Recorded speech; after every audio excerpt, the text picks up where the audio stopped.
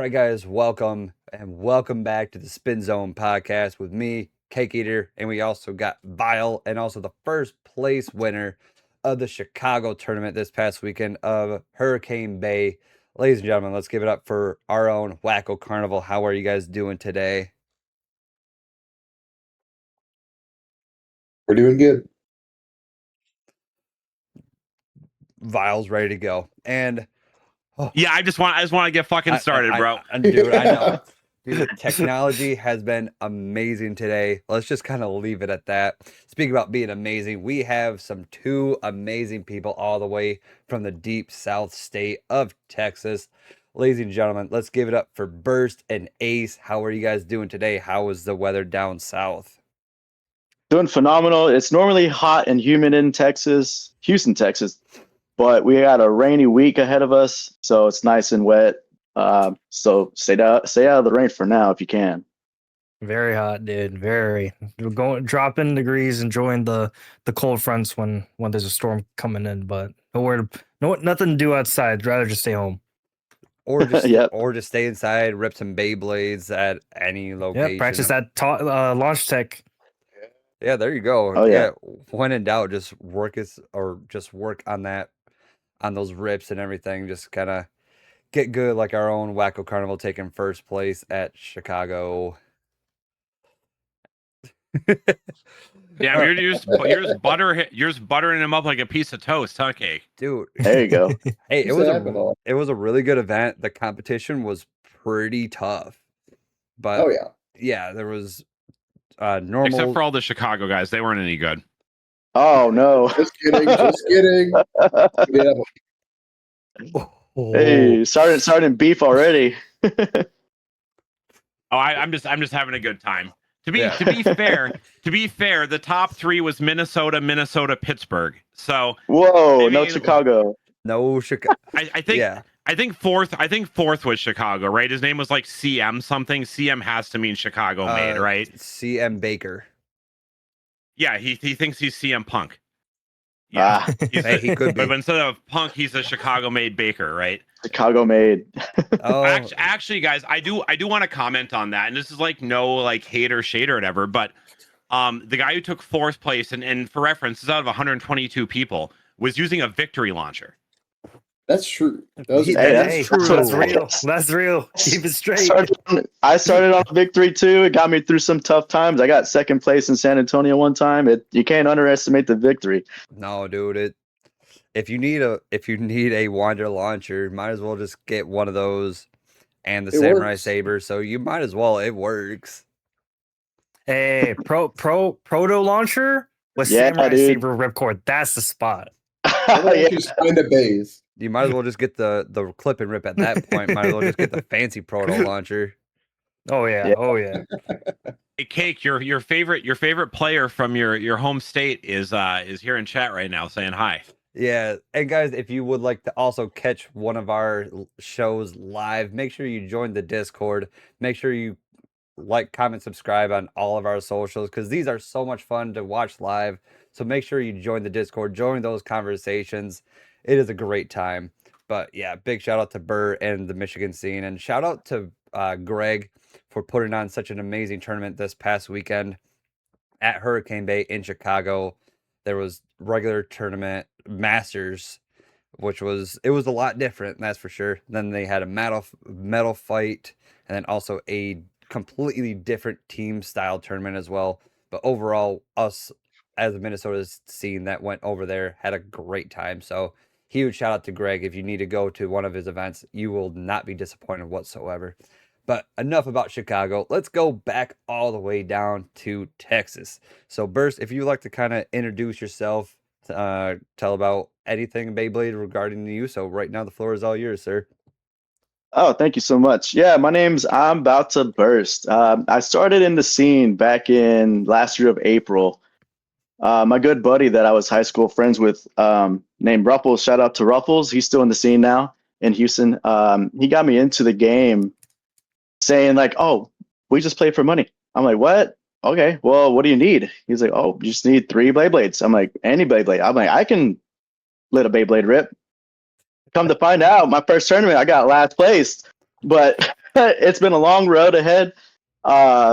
Since then, we started the Master Bursars in July of last year, and we started in our local library. Local, I don't know if anybody knows, but local libraries do have spacing if they allow it Yep. for tournaments, Yeah, that's actually which is what- great for the The community. place where everybody says shh. Yeah, it's Yeah, let's play one of the they- loudest games in the quietest took- place. and they told us to keep the door open. We were like, okay, you guys sure? All right, we'll keep it open. But we started in libraries, and then I started reaching out slowly to conventions that host TCG tournaments and whatnot, and as well as Smash Bros tournaments. And we got our first convention with the Min Exchange in the Woodlands area, which is a little bit outside of Houston, but it's still considered Houston. And we had a good turnout. We had a weekend of a tournament. We play for. We have our own championship belt in Houston, and Do you it's have the it? Beyblade X Championship. No, right now one of our bladers, his name is Blader Union, which is in our ranking systems. I believe he's number 2 or 3 right now. Ooh. Beyblade Burst veteran, actually, too. Yeah, he's been in the scene for a long time, so he knows every meta there is. He knows every combination there is. If you show him your deck one time, he already knows what you're playing. So He's also our you- great commentator, too. Uh-oh. You guys know yes. he's tough. You guys know he's tough if he survived burst. There's a lot of people. Like, Nobody underestimates Smurf Burst. Yeah, he's Blader Union. He's a phenomenal commentator. Anytime he shows up to the tournaments, I'm like, "Hey, man, you mind commentating?" He was like, "You don't even got to ask." I'm like, "All right, cool." And we had a bit of a change from Master Bursars into the National Beyblade League. We kind of took ourselves away from the WBO and wanted to do our own little thing. We figured out, hey, we can just set up our own events through Challenge. And I don't know if anybody knows within the community, you can set up your own events and Challenge and get people to sign up easily. You don't have to follow any guidelines that the WBO may or may not have to set up events. There is a waiting time. And they have to approve every little detail. And if there's changes, you got to let them know. But it's better for us to have that kind of freedom in the NBL.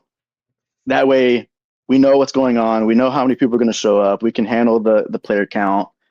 And since then, I got in contact with another organizer for TCG called the Syndicate Trade Show. And they host conventions throughout the nation. They asked me to take part in hosting the Beyblade tournaments with them. So far, we went to New York, Chicago, Arizona, Florida, San Antonio. They got a bunch of other dates scheduled lined up here.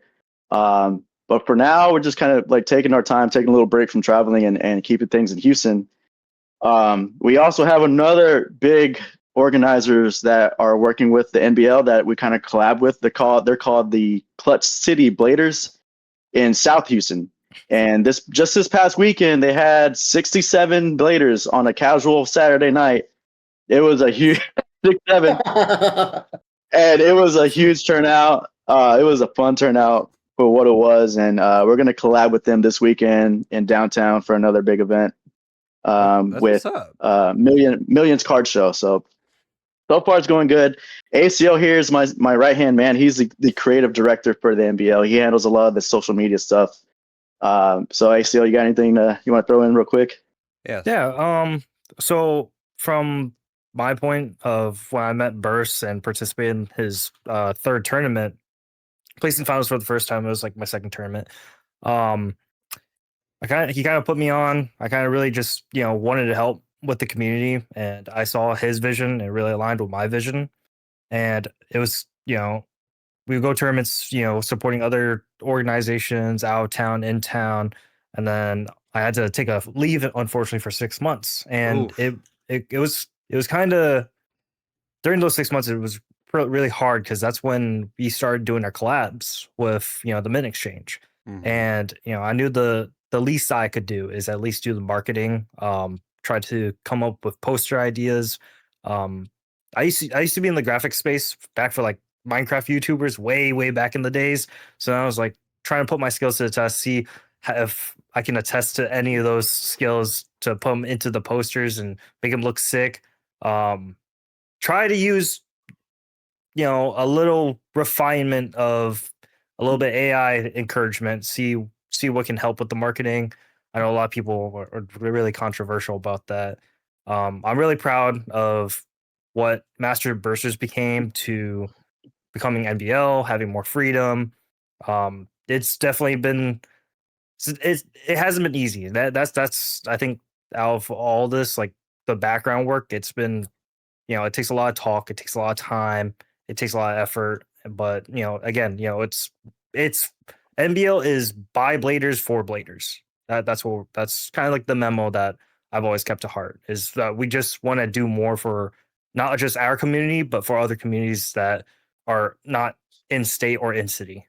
So I mean, Burst has been a great org. He's been, even though he has personal stuff going on, we're still trying to work it through and bring great events to any old, new, veteran, metal fight, Bakuten players that want to experience the new generation of Beyblade. Hey, that's what's up, though. That's pretty cool. Yeah, I like that. I like it. Now, is it true you guys have title belts? I've heard rumors of title belts. Is that correct? There is. That is 100% correct. The first place winner does get the chance to hold the belt. And we're thinking about creating a new belt.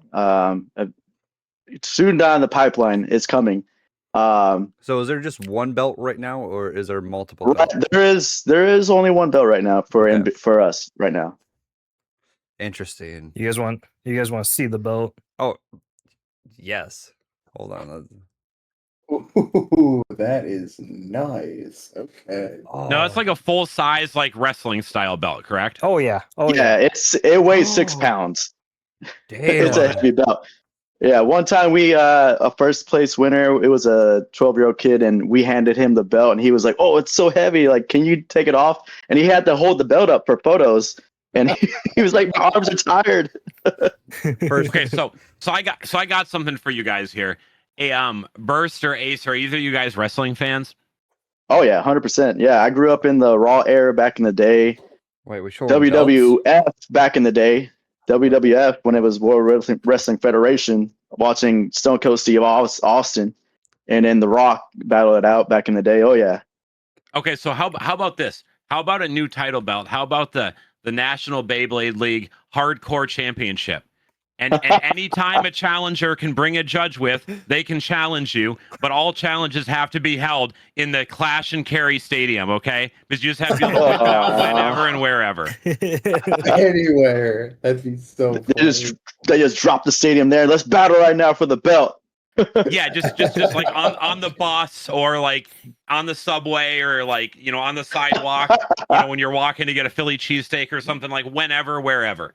Like that'd be fun. Fantastic. Yeah, as long as there's commission the belt. Wait, Trophy Smack. Shout out to them. They do a lot of custom belts. They have a variety of custom belts that you can create. You can put whatever logo you want. You can put whatever font you want, the lettering, whatever you want on there. They're great with their belts, and they're pretty reasonable for their price as well. It's not overly expensive. So I'm going to put this out right now, and Wayward up in chat over on YouTube could not have said it better myself. Don't let Minnesota get a chance at that belt. You'll never win it back, which is true. Oh no! You don't want me to drive down there? You got to defend the belt. You got to defend it. You got to defend the belt somehow. That'd be sick. Yeah, we'll just have a Houston belt up here in Minnesota, and then you guys got to drive all the way back for just a chance to win it. Oh my god, that's wonderful. But that's awesome. I love the little championship idea. Where did you kind of get those ideas from? Was it just because of love for wrestling, or did you come up with an idea from somewhere else, or where did that actually come out? I was kind of looking for ideas for trophies, and in San Antonio and other organizers, they have 3D printed little statues I think I have it here. Let me see. Wacko has one. This is one. This is one from San Antonio. It's Oh, Sabos, and actually, it's a little 3D printed. This is the one for second place. But I was thinking, like, hey, we can come up with a good idea for a belt, and then have the first place winner defend the belt as well. And then it's a good moment where you can just hold the belt, say you're a champion for the tournament, and it's a good feeling overall. Just to have a champ in the room. No, I mean that's I- absolutely true. That's I one of dig the it. things. That's what. And I was talking the other day to somebody who may or may not be involved in the WBO, right? And I was talking to him about the NBL. And one of the things I said, I'm like, sometimes I feel like the WBO is a little boring. The NBL like has a lot of flash to it, and they're running around with championship belts, and they're all over social media, and like they're hosting like NBL like sanctioned events in different areas, and like not like, oh, some organizers hosting it on my behalf. Like you're actually there at a lot of these events. Oh, 100%. Yeah, I pull up a lot of times just by myself just to run the tournament. Yeah, it's been fun going to city to see all the competitiveness in everywhere around. I would say the most competitive scene that I've seen so far is up in New York. And I got the chance to meet the number one blader ranked from the WBO. He goes by the name of Peanuts. And he got second place that day, but all those bladers were phenomenal. Every one of them have strong launches where they just slam the Beyblade into the stadium. And during the tournament, they did crack one stadium, but Oh, nice. yeah, but it was just phenomenal to see how epic they can be out there as well. Yeah. So let me ask you, Burst. What is because I think a lot of people question this, and I think a lot of people are like, where does the NBL stand with the WBO, and kind of what's the interaction there, or relationship or lack thereof. Now, does the NBL or you personally, do y'all have a beef with the WBO? Ooh. No, I wouldn't say there's any type of beef. I haven't really talked to anybody since I started NBL. I used to host tournaments under WBO when I first started hosting tournaments with the Master Bursters, and I feel like our scene kind of got bigger and bigger where we were hosting multiple events within the same day. And for whatever reason, they didn't like that. They didn't like that one org is in a different city while there's another organizer, the same organizer under the same name, hosting another tournament in the same city or a different city or whatnot. So there was beef there, and I understood. I was like, well, I sent them a kind message back. I'm like, hey, well, we're gonna continue. I'm gonna continue hosting tournaments with or without their help. I know how to now. It's no big deal if with or without their help. So there was an issued ban on my behalf for that reason, for hosting two tournaments within the same day in different cities, which is all right, which is fine. Like the whole scene with me just got bigger than I thought it ever would. But I'm kind of grateful for that moment happening because the NBL would have never started. We were the Masters Bursters before then. So I wouldn't say there's any necessary beef. There doesn't need to be beef. We're just trying to spread freedom for the game because. Go ahead, Ace. So the thing with also NBL is like, not only do you see just NBL moving away from WBO, you also see other states moving away, and most bigger states such as like the SoCal community, like the SoCal Bladers, they have their own site, custom where you can find local tournaments, their own ranking system, their own. I don't know. I think they use Chalong still, but I think they also have different bracket systems. They're cool with WBO is what I've heard from the Bladers out there and the YouTubers. But they really like stepping away from WBO for the amount of flexibility and not binding to such strict rules. So then there's more optional. And all that's you kind of know who's an organizer and who's not out there. So they have their own structure system, but there's WBO players like Cindercast. He's out there also. But I think they're all pretty cool. They're all on the same page, and I just think it's something different. I mean, it kind of does suck when it comes to you know a full national ranking system because every community has some communities are under WBO, some communities aren't, and then some have their state. So you can't really pinpoint, who is the best blader of, NA. So then, hopefully, I don't know these. I pray that these Hasbro tournaments, kind of show somewhat that, but I'm pretty doubtful with Hasbro tournaments. Yeah, You know what I mean? we'll see. All we can Yeah, do the is hard hope. part is the hard part is like when you want to determine who the best team is in the National Football League, you don't just do one event and they play each other to for 3 minutes, and then at the end of that event, that's the best player in the whole or the best team in the whole league. They play a whole season to figure that out, and then playoffs. Like, I think winning a Hasbro GP is going to have just as much to do with luck as it does with skill. Do I think being skilled is going to give you an advantage? Sure, it is. Mhm. But I mean, to give you a great example, we had Elena Bay on a couple months back, and she won the national championship last year. It was her first ever sanctioned tournament ever. Yeah. Wow. like That was a wild like story. Yeah, then Yeah, she like, went all the way listen, to Japan. And crazy story. I'm sure because she won. Obviously, she isn't the worst blader ever, anything crazy. But my guess is, objectively, she probably wasn't the best blader there. She was probably just the one who got lucky that day and played well enough for that luck to matter. Right. It's just it's tough. Very. So that's you guys bring up a good point because that's a conversation I have with people from the WBO and just random bladers in general is like I feel like the WBO could do well to add some more value somehow because at this point, even if I host on WBO and I don't have any like super major beasts with WBO, there's like some minor things here and there, but mostly I'm good with them. But like, I don't want to host ranked anymore on there. I just host like unranked events because the ranked leaderboards really don't matter if you've got most of Texas opting out, you've got a lot of California opting out, you've got parts of New York opting out. I think all of Michigan is pretty much opted out at this point. There's Florida's probably half and half. You have a lot of big areas that are either completely opted out or at least partially opted out.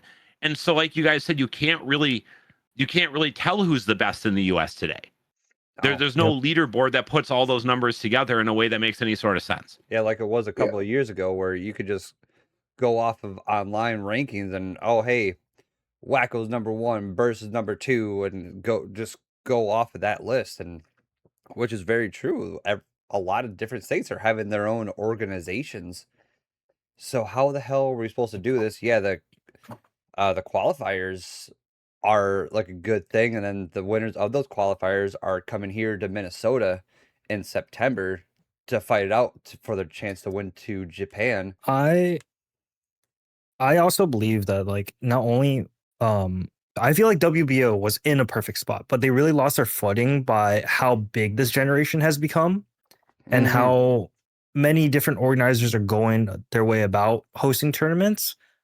But to really have a organized full rank system all across the board is difficult because it takes a lot of effort from every organizer to be cool with each other, the communication to really form something like that that's actually more legitimate and has a little bit more meaning to it instead of I can like let's say like one state hosts like a first to 4, a different state hosts like a first to 5 in Swiss, like then you have more gray lining in that area and you can't really take the rankings that serious, that's what WBO is. And originally I believe really like at the very beginning when X was really fresh and new, it was like that. That's how it was. But then as the westernized play options compared to Japan or the eastern side of how they play, then that's when the rulings became different. The rankings kind of didn't get taken as seriously. The more people got into the community and how much bigger this generation has become has really kind of liquefied their solidity of being an actual just an organization for Beyblade. Yeah, you're not lying there whatsoever. This generation has become so huge. I think it became really huge faster than or just at all compared to what Hasbro initially thought. Yeah, faster than Well, I mean, anybody expected, faster than anybody could keep up with. Yeah. yeah, I mean, maybe this generation isn't as big on YouTube with like the 5 to 8 year old audience, like mindlessly watching burst videos back in the day, but it is bigger in a competitive nature. And when you look at like a place like the Philippines, for instance, right? They have the band key official tournaments where you have to have like your original band key box in order to play and all that crazy stuff. But even they have an underground scene. Really, I feel like the only place that's like mostly like, okay, this is kind of run by the governing body is Japan with like the B4 and the G3 stuff. But Japan's culture is also like very, like, hey, this is the way it's done. Like we don't step outside of that. We honor the tradition. And also they have amazing prizing to offer, to keep people coming to their events and loyal to their events. you know the WBO, unfortunately, they don't have this huge bankroll. It's a nonprofit, all volunteer organization. They don't they can't, and they don't make physical Beyblade products. They're not Takara Tomy or Hasbro, so they can't give out gold Dran Dagger like B4 does Gold over Rod. in Japan, gold Yeah, rod, Gold Rod. gold, Yeah. Perseus, any of this stuff. So at a certain point, I think it's a lot harder for them. And in America's also, America, we separated ourselves from England. And then even within America, everyone's got very different opinions. People are always kind of butting heads about the way things should be done. Not every country is exactly like that. And so here in America, I think it's much more likely where if like Burst here is like, hey, the WBO's on, I feel like they're on some, BS with me today. I'm just going to go my own way. That's kind of an American thing, I do feel like our culture lends itself a lot more to that. Yeah. It's going to be completely different to see, but who knows on if more scenes are going to be coming like more independent, like the NBL or what they have. The Michigan one is um I Redline? no, that was I think. that was a competition, but yeah, Michigan has its Uh-oh. own, and other states, like Vile said, is having their own. So who knows on what all that is going to be holding in store for the Beyblade community. And that kind of brings up a good point that Looney had up in chat. Do you guys think the US will ever get support from TT, whether it's official TT worldwide tournaments hosted here in the US or maybe even in the TT US League? I think closest we're gonna get is these Hasbro qualifiers. As of right now, Unfortunately. Yeah. yeah, as of right now, I believe just these qualifiers, but it's a lot more than what we got last year. Because last year That's true. it was just a one and done last year. Mhm. And If I Elena Bay, can add, yeah, oh, go ahead. yeah, and Elena Bay, just like what was stated, she never participated in any Beyblade thing, and then she won. So now it's going to be a little bit more difficult for Texas and then Minnesota and all the other qualifying states. Now they're going to come over here to beef one-on-one in a good tournament. So Yeah, who the knows? champions of the champions are gonna have to all play each other at the Mall of America just to get one person over to Japan Yeah, or Bangkok. that's It's going gonna to be be crazy. an Right. amazing day. Absolutely. But And yeah, and a thing to dial back to like how big this generation is getting, it's you don't have just kids that are heading into No. this. You have adults that come back from the nostalgia, and those and a good amount of those adults, they'll come back, they'll find out the game is really fun, they'll probably win a tournament to get the full experience. But then you also get those adults where they want to be aspiring organizers, but not only do you have aspiring organizers, they want to do their own way too. So that's in addition of what expanding on what Dan said of how big this is getting and how everybody wants to go their own ways. Yeah, you're not Right. wrong. Yeah, because everyone has their own rule sets. Everyone has their own, Pacific stadium heights that they want to battle on as well. And the the Grand Prix. I don't know if they're playing on the floor again, but it's a little different. Being adjusted to a stadium height or a table, whatever you're comfortable with, right? And then not having, to be limited on anything, right? The last year was what, only one Beyblade you can use, One and Beyblade mostly Hasbro on the Like knees. Top Cut. you're right. And most people were just running Wizard Rod 160 Hexa, like, Yeah. which is a great combo, but which one's gonna win? Yeah, one bay best of 4 points. Yeah, Right, first yeah. one bay, first to 4 Yeah, on the Hasbro Stadium. on the Right. floor. On the floor. On the floor. Yeah. On the floor. Listen, we can Get those talk D-pads.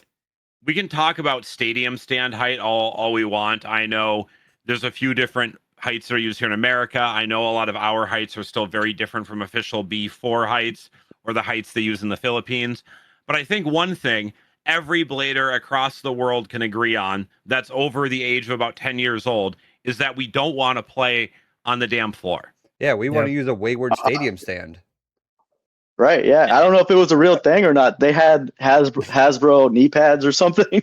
Yeah, my I saw God, that picture. That's a funny picture. Yeah, they did. They did at Worlds. It was really wild. Oh. And there's been a lot of jokes about that. Hey guys, let's get ready for the qualifier here in Minnesota. Make sure to grab the best pair of knee pads you got. It's been kind of an ongoing joke. I have a pair suit in my, up. I have a pair on my Amazon. I did want to wrap up real quick this question that Looney was asking earlier. Do I think the US will ever get support from Takara Tomy or an official like TT league? The answer is no, certainly not at the time being. And I would say it's doubtful even in the future, but it all hinges on one thing. Okay.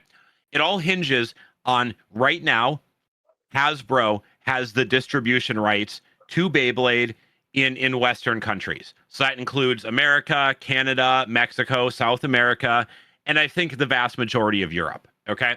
With that being said, obviously there's other things written up in that contract, which probably includes TT not directly supplying product to those regions, which they'd kind of have to do if they were having an official tournament series like they do in Japan. And probably also not getting involved in that sense just whatsoever. The only hope I think we have is obviously the Hasbro distribution contract with TT has to be renewed every so often, right? It's not an indefinite contract that lasts forever. So maybe if TT's like, holy crap, Beyblade is wildly huge in the West in comparison to where it has been, we're losing out on a lot of money by letting Hasbro do this and kind of give us a bad reputation. Like, let's go over there and let's not renew this contract and let's make it right. Then maybe we have a chance for that, but not until then. But to add to that, there was I mean, look at last Anime Expo. There was people that were like injured, suffering from heat and lines and all that. Like they took notice. There was already a notice, and then it's just sad how it's just so glossed over so fast over time. Yeah. Yeah, listen, Hasbro, I can comment without getting too far into it that I think, well, the offerings we're going to get this year for the GPs are not perfect. I do believe it's going to be better than what we had last year. Mm-hmm. However, I still think there's a long way to go based on the information that I have at this time.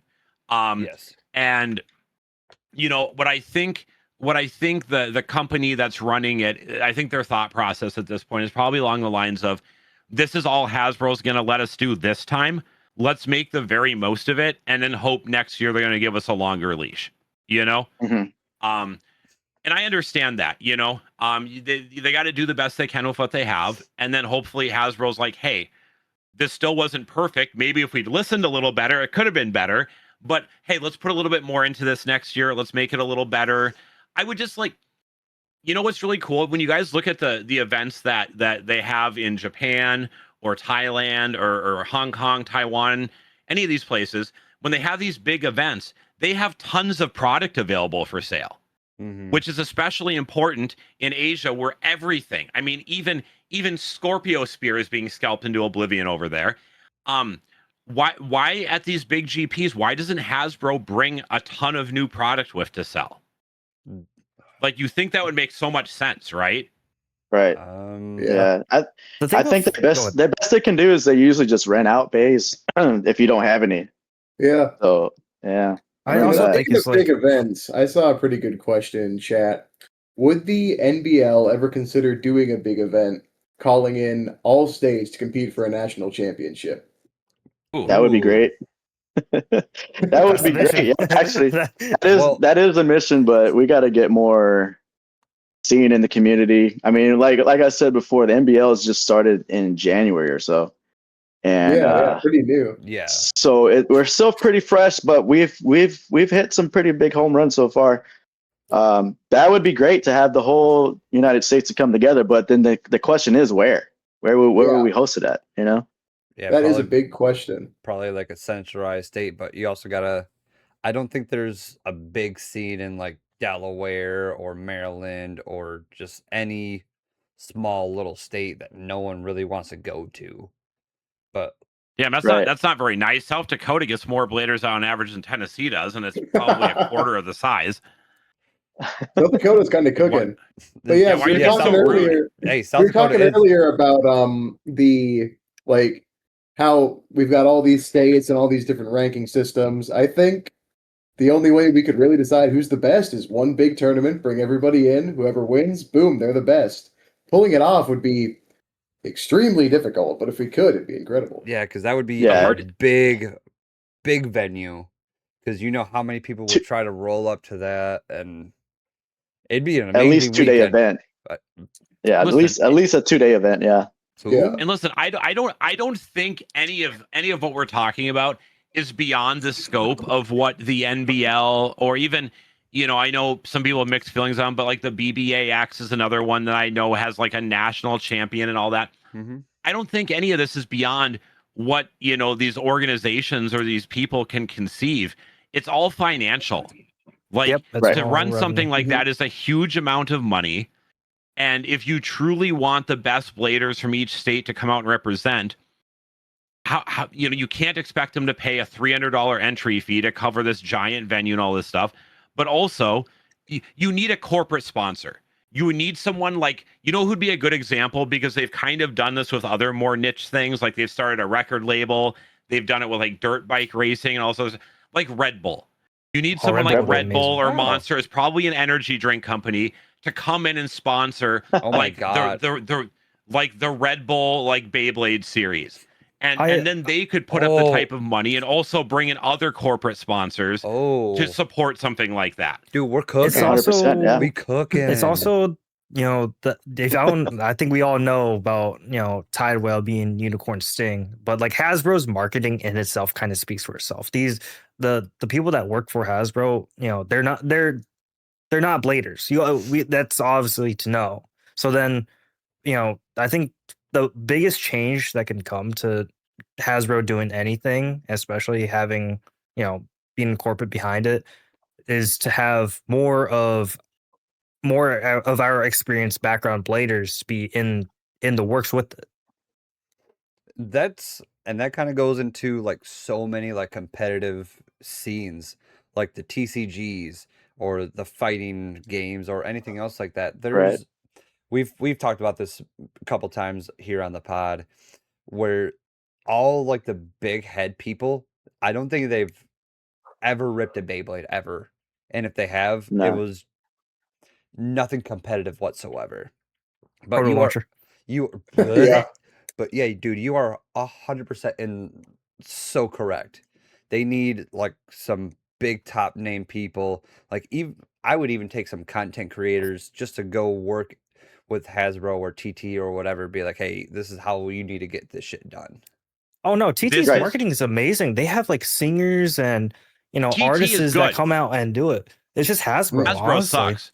Yeah. Yeah. I mean, and Hasbro needs to look at it, right? TT is mostly doing it right. Now they could ramp up production, but I think they know that and are working on it now. When it comes to marketing, like when you look at like Magic the Gathering or Yu-Gi-Oh! Or any of these big card games, eventually they bring on some pro players to help, right? Same with like Mhm. League of Legends or any of these big like competitive like FPS Evo. games or MOBAs. Yeah. Yeah. Like they're always they always realize eventually we need to bring in a few people who actually understand the product inside and out.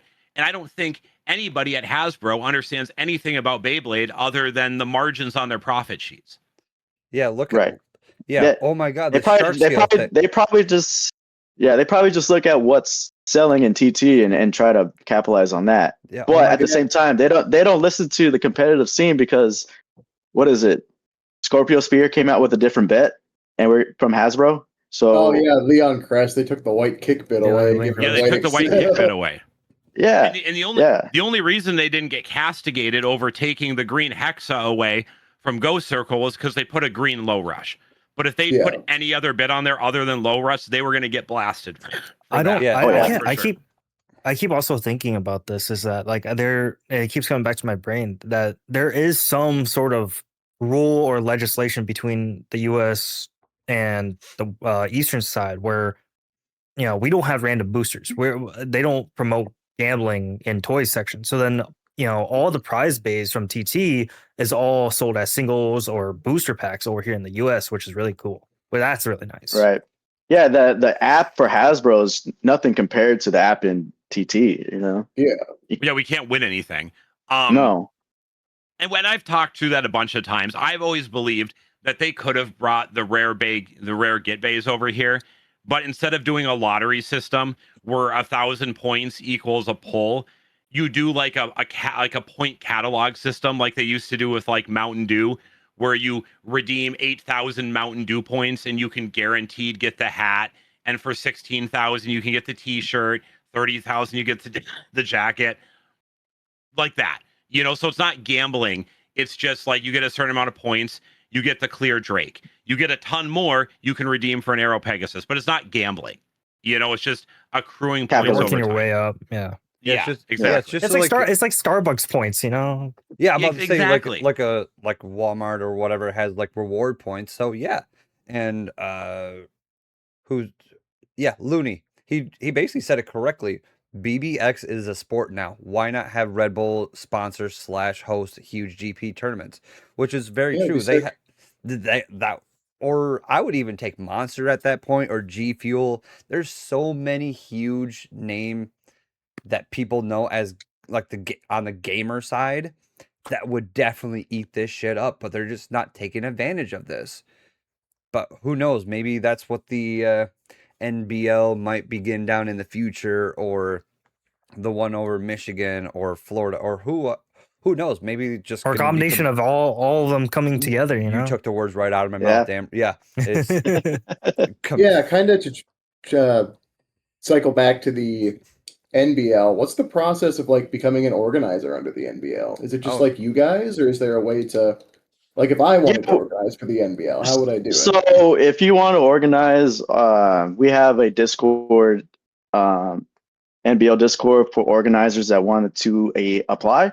It's a very simple process, nothing like the WBO where there's a whole bunch of a big test you got to do. Pretty much, if It's not a job application, trust. it's not, you don't have to have a whole resume or anything like that. But as long as you know how to run tournaments safely, making sure aware of the rules, you have a good, safe venue that will accommodate people. I mean, all you need is a time and date, and the NBL will set it up, the tournament page for you, and then you'll have access rights to the tournament and is that to the run same? your event.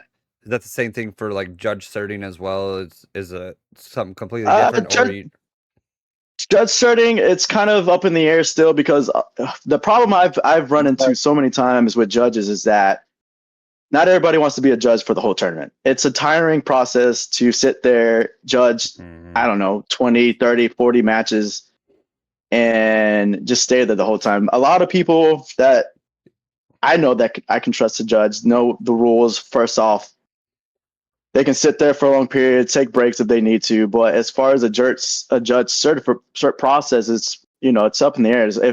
I always say from the start of the tournament, whoever wants to judge, please come forward. We'll have a quick meeting. We'll go over the rules. The rules are not that complicated to go through for the tournament. Yeah. And it's a simple process it's more simplified from what I carried over from the WBO. So Okay. is essentially what you're telling us is that you essentially have a very basic like org questionnaire, and as long as they kind of pass the vibe check, they can org, and then from there you're kind of trusting your orgs to source judges that are going to do the job right. Right. Yeah. Correct. Yeah. As long as they trust and know that the judges can do the job properly, And I then also they'll feel be fine. I also feel like it from then again, it's a community thing. Everybody's doing this for the community, for the game, for the support. You're not doing it for money. If you are, then it's not the right place. And right. the feeling of our feeling of being with an organizer makes the entire thing feel more homey, feel more like bros. Of starting a group, and that's like probably the best feeling. It's just being friends and connecting and making new friends along the way. That's what's most important. Yeah, so we got a question from YouTube, actually, from Wayward, which kind of goes into this whole judging question. How do your judges do when they are pressed by players? And so how do you guys go about all of that, like negativity towards judging? So I've run in that situation plenty of times, even in other cities where a bad call was made. And the main thing that comes to my mind was one event in Arizona where one of the players didn't understand the rules of an own finish, right?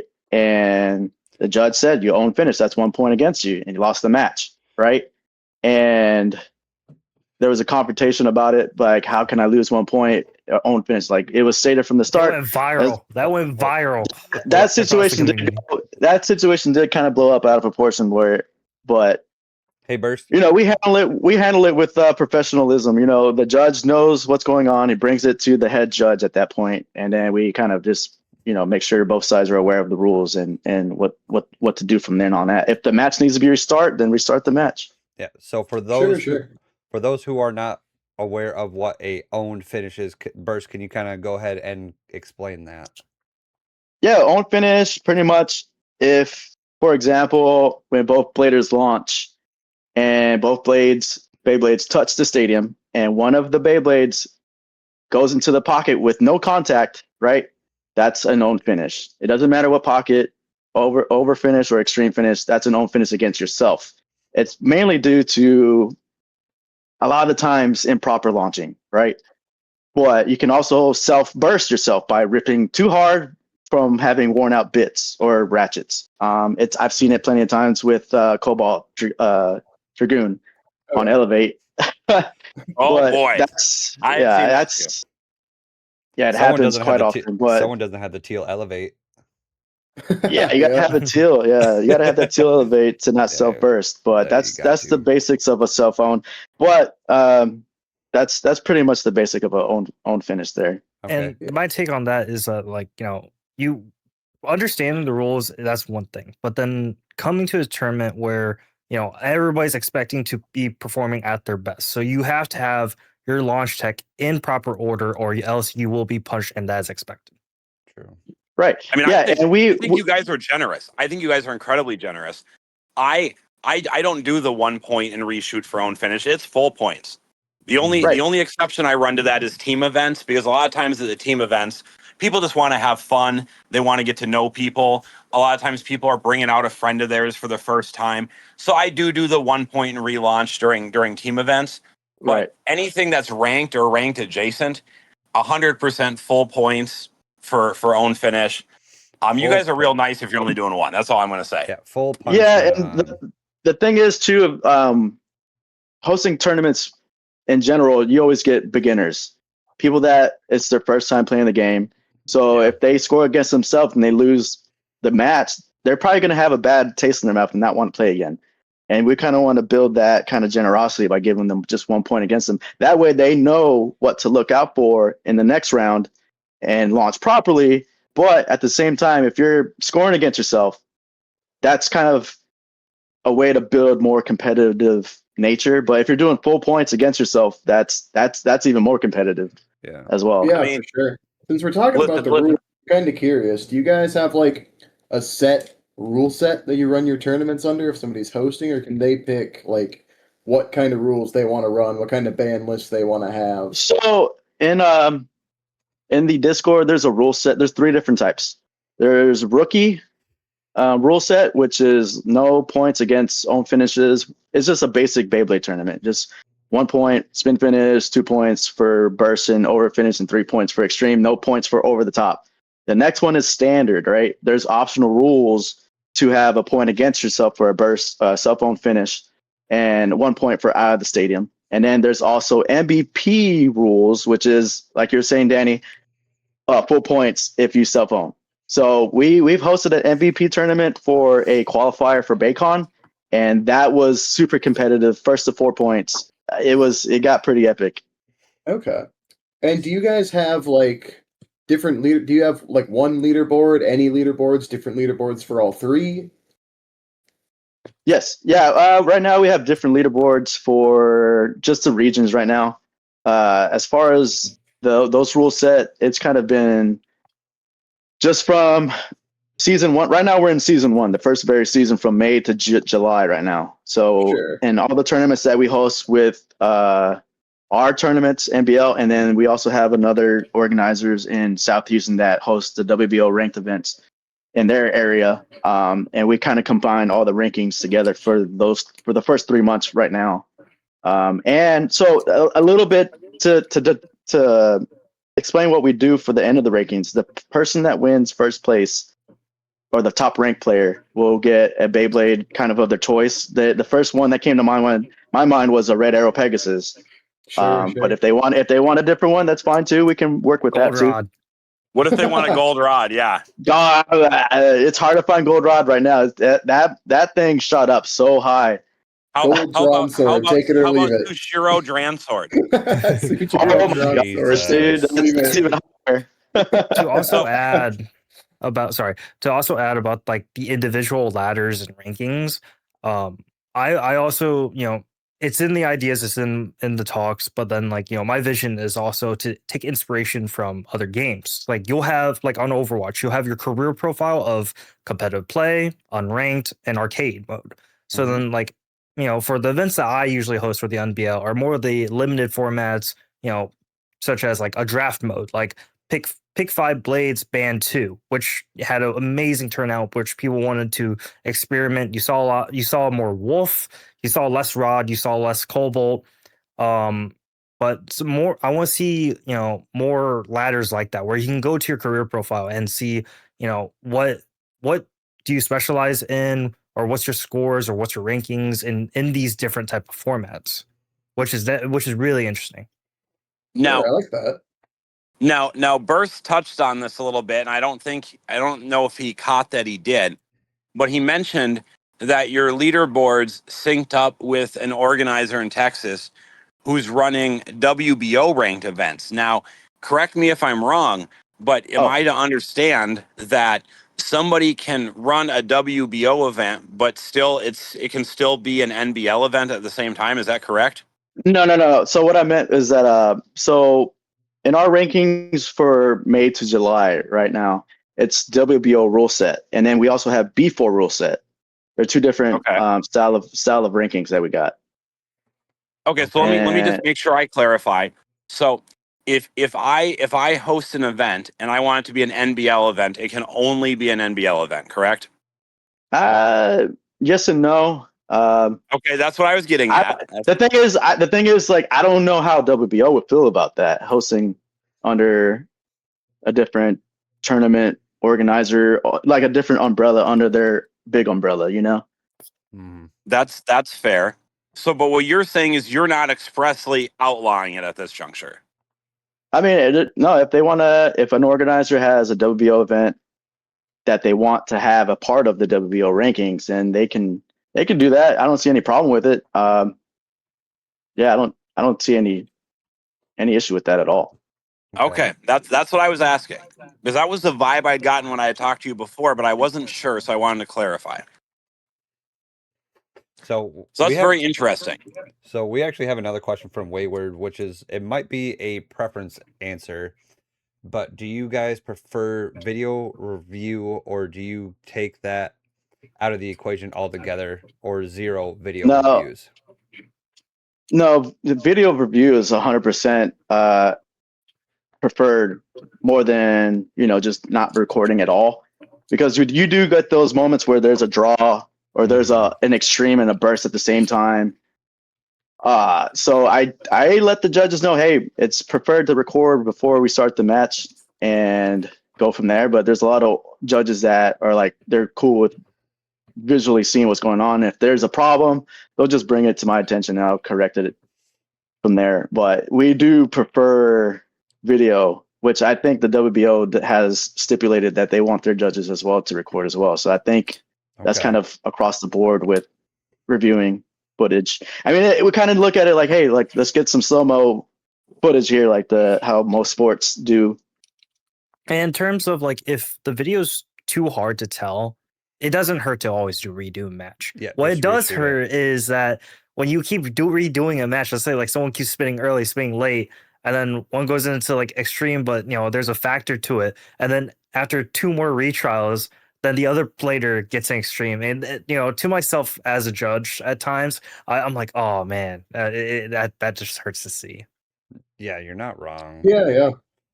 So now let me clarify your stance on this a little bit. Now, when you say you prefer video review, does that video footage need to come from the judge, or are you willing to take player footage and review it as well? Oh, yeah. So it's happened to where a judge wasn't recording, but somebody who was not a part of the tournament recording their friend's match. The judge went ahead and looked at the footage from that friend's perspective, which is fine. It's acceptable, but we always let the judge know to, hey, record your match if possible, bro. Like, So do you envision a future for the MBL where judges are recording all matches? Would that be the ideal situation for you? yeah, the ideal situation would be to have a tablet or some kind of recording device at every stadium already set up. But the problem with that is I've ran into a situation where a blader's like, hey, I don't want this stand in my way. Please move it. And then it doesn't really capture the full footage of what's going on, Mm.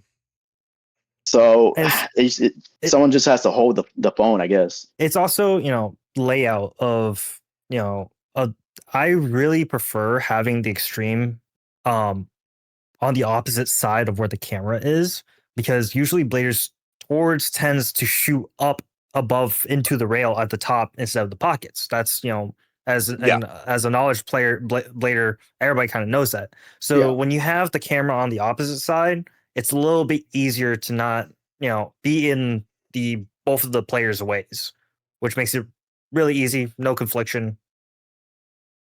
Sure. Yeah, I mean, and that makes sense. I listen, in an ideal world, I would love to have footage review at every station at all tournaments all the time. What we've found is that sometimes there's a space constraint. Not all venues are huge. I don't know if you guys have seen the some of the pictures from Chicago, but they've got a room where they've got 97 bladers in this tiny room, and there's no room for free play. There's barely any seating. Most people are hanging out front of the venue. You know what I'm saying? And they probably just couldn't fit that many, cameras or phones or stands in there to do that. But yeah, I think in an ideal, the other problem is cost, right? Mhm. A tablet at every station, that's not inexpensive, Yeah, a tablet Nope. plus a tripod, plus probably a couple battery packs, just so they don't die. And there's just a lot of other hidden variables in Yeah. all of that. And then Yeah, you need to go times ahead. that per stadium. So about how many stadiums do you guys averagely run per tournament? About 4 to 6 usually on. Okay, so yeah, that's a lot of money right there. 6 stadiums at one point, tripod, 6 tripods, 6 tablets of who knows what that actually need to be good quality, and so much other stuff. So that can get pretty pricey pretty quick. To be Right. fair, to even put 6 stadiums in a venue is pretty pricey right now. Oh yeah. No, yeah. I don't know the price of stadiums now, but they're not cheap. Even about to 100. just have them shipped. Yeah. Oh wow. Okay. Yeah, minimum 100. And all Back those in my places, you used to be able to order in bulk from Japan or Taiwan for, cheaper. that's all gone now. They all know what's going on. They're Oh, yeah. charging, They know. you know. Then Yep. plus you And got to then on get. top of that, you got to get it shipped. Yeah. Then you also got to get It- 6 wayward spin stands. So everything just adds up pretty Six pricey. wayward spin stands. Only wayward Um, spin stands. Home Depot box is not allowed. No, So my question to you guys is, what's the height on y'all's stadiums stands? Ooh, what is the exact height? wayward. That's a wayward question. I bet Wayward's in chat right now. I bet Wayward he is could answer 100% that. Ooh. up in chat, so That's he probably will true. give us the full dimensions in a couple minutes. But while Cool. to dial back, yeah, go ahead. to dial back to video recording and all that, it should be it should be expected. Everybody in this day and age has social media. Most have social media, but everyone has a phone, and most importantly, tripod or not, you have an arm. A judge has an arm, so it shouldn't be impossible for every judge to not be able to record. Yeah, I'm not saying go out and go to Walmart, buy like a $620 tripods or anything. You could probably just go to like Five Below, get 6 like just rinky-dee, because they might break. You don't want anything good that's just gonna break right away. But Yeah. yeah, I 100% agree. But I will also just take someone's just complete full day, or just try to find individuals. Just hey, hold the phone, watch this match. It's going to take a lot of time.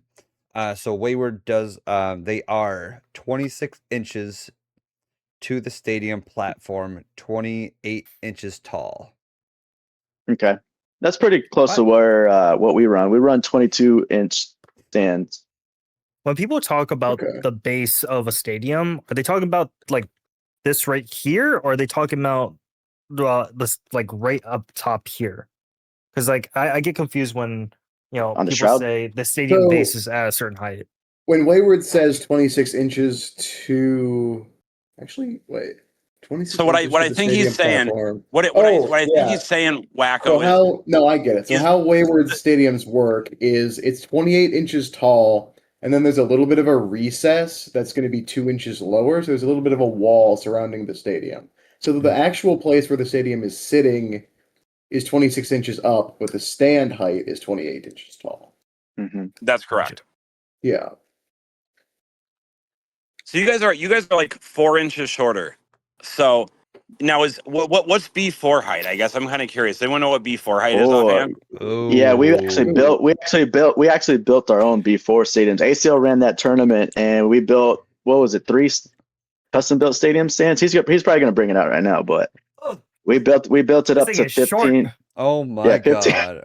What is that, like a foot and a half? Well, I didn't put this. I put this. Yeah, it's about 15 inches or so, 15.5, I believe. Yeah. Okay. See, I'm gonna like Oh, I'm look gonna how like go tight out that- on a limb here, and I'm sure there's Dude. gonna be some Whoa, very ho- competitive blader who's gonna argue with me on this, but I think that those lower height B4 style stands that you see in Japan and the Philippines, I 100% think those are more advantageous for string launchers. Oh Yes. yeah. Yes. The amount of Right. flexibility and overhang you get instead of being so high at like either chest or dang near pec height is way different. Yeah, I don't know Yeah, if you've seen like Luca's channel, like the way that he completely turns his entire body and still flicks the string launcher, impeccable. Wild. Oh yeah. So yeah, and I don't think you can do that motion when the stadium sits at 26 inches. Mm-mm. I think that's a totally different motion to use a string launcher from that height. yeah, so Yep. Lost up in chat up over on YouTube says B4 heights is 40 centimeters tall. I don't know what That that is. sounds right. Yeah, whatever. Yeah, I mean That's they 20 use the inches. metric system in the rest of the world. So So what we did is we took the stadium height and we took the height of the B4 height, and then we kind of just like minus it, and then kind of came up with like a 13.5 inch stand, and then put the stadium inside it. So it kind of meets right there, Yeah, damn near about, close. about 15 inches is 40 centimeters. So yeah, pretty yeah, damn that, close. that sounds spot on. So I mean, let me ask you, what was the reaction to that event in your area? How did the players feel about that? So We actually had Ooh. insane turnout. A lot of people loved experimenting it. I did put like a disclaimer. I'm like, I'm not responsible for anybody getting injured, especially like all of us. A lot of Americans. You guys are tall. Everybody here is really tall, especially in Texas. So I didn't expect the big tall dudes to be showing up and like ripping on the ground. Some people getting on one knee and just ripping. So, but I got a lot of good feedback on it, and I think one of our top players, Chewy, he's 15 years old and he's like begging and dying for another tournament. Hmm. Yeah, that makes sense. I mean, I would, Wacko, I'd hate to think about how Egg would have to launch. We have a guy Oh, here who's so goodness. tall, he goes down on one knee at 26 inches. Okay. Yeah. Wow. So, Hey. like, I can only Wow. imagine what would he be doing if we were at 15 or 16 inches. Like, that's crazy. Hey, that's B4 height for him. That's B4 height for him. Yeah, then we got Yeah. I know, Mechamax. right? That Mechamax is even taller than he is. You're not wrong. Mecha Max, he's got to be like 6'7", 6'8". I mean, he could be playing in the NBA if he wanted, if he was a good basketball player. But yeah, they So probably then, have, so then, like, let me ask you guys this, because this is kind of an important question. What do you see the future for the MBL to be? How big do you guys want to grow this? Like, if you could tell me where you see the MBL, let's say 2 to 3 years from now. NBL. First, Oh, well, I would love to see the NBL by that point at least have our own dedicated spot where players can come together, practice, free play, and other organizers can host their own events within that same location as well. Oh, you mean like a physical Uh, location? A physical Yeah, location would be Oh. phenomenal to have, actually, just as a dedicated spot, like a Beyblade warehouse or something like that. The Okay. NBL dojo. Yeah. There you go. Yeah. That's pretty good. such as in the western sides, like tattoo parlors, they have their own, after hours they'll play their own tournaments. I mean, in my vision, I think the best place to host a Beyblade tournament, especially in Texas heat, is a gym, a privately owned gym with rubberized flooring where bits don't get damaged. Yeah. People, if they fall, anything happens, protection, great protection, most optimal spot.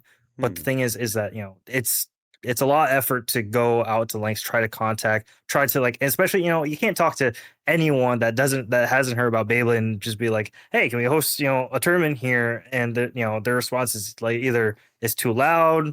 So it's definitely work to get that connection. It really is. And then if you go to any card shop, oh, we have Mhm. this on this day, we have this on that day, and okay, but we have opening on a Tuesday Yeah. at It's like not. 5 o'clock. It's not really viable. No. Yeah. No. I And mean, then I you mean, get other card players coming in. They don't want to hear Beyblade. They're busy trying to Concentrate on the cards. concentrate on the Yeah. card game. Yeah. Yeah. They're too It's busy Are the reading. cards. We're too busy pulling ripcord. so Yeah, they're so you busy. guys want a permanent physical location. I got to say that's probably one of the most ambitious things I've heard, because there's a local here who was looking into something like that, and it became pretty apparent between the cost of real estate and utilities and what the mortgage was going to look like and all that. You would have to use the venue for something else too. It couldn't Right. subsist just on Beyblade. But I do Right. think, Burst, you look like you might go to the gym sometimes. Thank you. So I can imagine maybe at some point you do wind up getting a small business loan or something, and you do either rent or buy a piece of property, and you could open a gym there, and it could be whatever normal hours. And then some days you close early and run Beyblade stuff. And after hours, trusted members of the community can have a key and they can let themselves in and rip some Beyblades with their friends or whatever, Like, I can see Mhm. that. Yeah, Definitely, and that's and definitely this. Go ahead. no, that's definitely a great viewpoint on that. Because at this point, the question is Beyblade that big enough to have a warehouse just like how Japan does? But it's just an idea. The ambition is there. It's just the question: is the community ready for that? I believe it I is. mean, so I would like to believe that, Cake. Like, I don't disagree with what you're saying, but I think it depends on the area. Now I Right. don't. Mm, I'm not from Texas. I do know there's a fair amount of drive distance between some of the major cities. Hmm. Um, you know, I could see like, it could maybe happen in Texas, but I feel like the first place it would maybe happen would be like Los Angeles. They have Yep. a mhm. huge population. They're already running Beyblade 7 days a week. If all the organizers kind of came together and are like, well, if we just ran all of our events at this one central spot, you know, what if we had somebody in charge of bringing in imports from Takara Tomy? We can sell at the location, make some profit to help subsidize. Um, maybe some donations from, different base stores or community members who are more affluent. Um, I think you can maybe do something like that, you know. Hmm. And Texas really shouldn't be too far behind. I mean, you guys are the second most populous state in the country, right? So I think you could. I think that's Yeah. probably doable. Now, It's also go ahead. well, the other thing I wanted to ask is and this is kind of what I was getting at. We kind of went a different direction with it, but when I said where do you see the MBL in 2 or 3 years, the physical location, that's a great thing, and I love to hear that. But where do you guys see your online presence? How Oh, far do you feel like you want the MBL to have spread by that juncture? well, since we started the NBL, we had a good following coming in from the master bursts to the NBL. As far as our social media presence, it continues to grow. We keep getting new bladers day by day. Um, I mean, there's so many possibilities with what we can do. We can post videos on tech launches. We can post videos on the clip of the week. And there's a whole plethora of what we can do social media wise. As far as our presence goes, it has to build to the point of where we're getting noticed the same way like other organizations are, like the WBO. When you type into Beyblade on Google, the first thing that pops up is usually WBO, and I would like the NBL to be on that same level as well. Oh, And of okay. course, So like, there's also the view, like, get big as much as we can, but then at the same time is to be really humble about it and really try Hmm. to connect with the community as much as possible. I dig it. that's Absolutely. that's that's that's a really good point, Ace. That's something I actually forwarded to a WBO friend of mine the other day, where I told him I don't feel like the average blader feels like the WBO is accessible. I feel like if they have a Hmm. concern or a question or a quandary, they don't really know who they can go to or how they can reach out or how they can get Hmm. clarification on something. It I don't know. And that's something I legitimately feel is an issue that's kind of holding them back a little bit. Um, and it sounds like you guys want to be accessible to the community.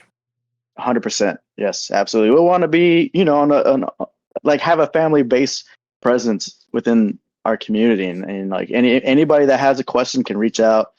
If they want help running a tournament, I try to do my very best to make sure they understand what it takes to run a tournament, what the requirements are, what the needs are, how many stadiums they need, this and Yeah. that. So it's very important to have that connection with whoever is in the community, you know. I mean, Ace, it sounded like you wanted to add something there. I think it's also, as family as we can, and as humble as we can be about it. It's also, then you come with, economy. When it comes to, finding a space in the future, that's going to be in budget. Then, not only that, you have people's bays breaking down. Not that many people want to use, you know, their Aero Pegasus to smithereens, and that's by choice. But then, it's all with, especially with tariffs, trying to let Bladers get their own products in, and then also having us growing with that. I think, connecting with community, that's easy. Hosting tournaments, that's easy. But then in the long run, there are going to be walls that me and Burst are really aware of, where then financial will actually have to kick in, and we're trying to go around that as much as possible and find the easiest ways to go about it until those times that you're questioning about, of how big can this get. I think we're just your everyday normal people just trying to connect with the community, make fun events, and something to play for, friends to make, and connect with each other as much as possible. That's a really good goal. I really like hearing that. And that does seem to be in line with what you said about kind of staying humble and staying connected with the community. Now, Burst, you talked about eventually, let's say 2-3 years down the line, you want to be right up there in the search results, right next to the WBO. So does that mean you guys have some sort of plan for a website in the future? Oh, 100%. Yeah, website's in the line for sure. Right now, Nice. the way people can find us, it's just through the Discords and the local chats and the Facebook postings and all the The other link postings tree. the link tree is the main one that has a whole bunch of events, but people just find us through the TikToks. Honestly, when we started posting on TikToks, that's the biggest platform for social media presence right now. Yeah. Oh We yeah, TikTok is had huge. one video that blew up at a convention where two vendors for Let's see. Pokemon battle it out for ETB versus ETB, and that video kind of got us a lot of attention. Yeah. So we Let's. keep having moments like that at random conventions and stuff like that. So posting everywhere we can to get noticed and Well, reaching that out. I've actually done the footwork and made little flyers and posted it on billboards, pretty much anywhere I can find. Just so that people can come together in Beyblade when they want to, or find the next event. Is it well that Ace against Spin Limited? Yeah. No, no, That's one. it was an older video. Okay, I just went to your one of the most popular videos. But also, guys, Oh if you would wow. like to go check out all these guys' social medias, they will definitely be down in the description. Make sure you go check them out. But yeah, what video are you guys talking about? Oh, it was ETB versus ETB. It was on That was the TikTok. first collab that we've ever had, and it's just like those little mini crossovers really pay off, and in terms of having social awareness and more appearance on timeline, because it's just merging two of the best hobbies. It's like Pokemon is one of the most valuable assets in the world as of today, and doing more crossovers like that and really helps. But I know in the long run, hopefully it pays off. It makes people more aware, because now you're dealing back to how Americanized Beyblade is compared to the Western side. The Western side has their rule sets and all that, and then over here, when people think of Beyblade, they just think of spinning tops, proto launchers. They're not really thinking the full feeling of having a full winder, ripcord, launch angles, and that's something that I feel like we really need to bring to everybody's knowledge, where when they think of Beyblade, it's a sport. Again, yeah. it's not just, go to a parking lot and rip some Beyblades, on the cement ground. Yeah, Yeah, one of the biggest challenges I feel like for Beyblade has been so many people are dismissive of it. They're like, "Oh, well, why do you take this so serious? It's just a kid's game." And Yeah. like, yeah, I get that was the original intent, and I get in past generations, yeah, well, it probably was. But X is really more like a sport than any generation previous has been. And yeah, kids can still play with Beyblades and they can still love them and enjoy them and have a great old time. look, But yeah. there are levels to it now. Mm-hmm. I would love for one day to like meet a person who is able to, whether they're a big time tournament player or a big time content creator or whatever hybrid version of that it would need to be, that's what they do for a living. Like Beyblading is their job. That would be super cool to see. I don't think we're there quite yet, I think we're but I close. think we could be. I mean, maybe It's some in of those reach. big It's burst definitely in channels. reach. It's You definitely in know, reach. Yeah, To the degree of people being knowledgeable at the sport, and that's also indifference. That's also in line with the product that we have in the US. It's difficult to get TT product, good product, winders. We finally just got grips. Hey, winders are really hard to get. You can online order it only. So then I think it also comes with the product that's available, and the product that's available reflects on how the entire country plays. And I also believe that when you know when the Western people think of American Beyblade, or Western Beyblade, we play on tabletops and tables. We don't have stands because it's the Yeah, we do. products, it's the availability. In Minnesota, we have stands. Yeah, we got stands. Most I mean, places now- don't have stands. I mean, like, Most places don't. now, No, we we're get it, we trying get to it. trying to mimic that image of Eastern as much as we can. Yeah, 100%. No, I totally feel it. It'd be hard for America to take, let's say, baseball seriously as a sport if we only had one style of glove and big crappy bats that weren't very good in comparison to what the Japanese players were using. And it's the same idea. It's like you said, the only place I think Target stocked physical winders for a short period at launch, but then they were gone real quick. Mm-hmm. And now it's like you either import it or you hope that the Amazon listing happens to be up, and I don't think it's up all the time. No. So Mhm.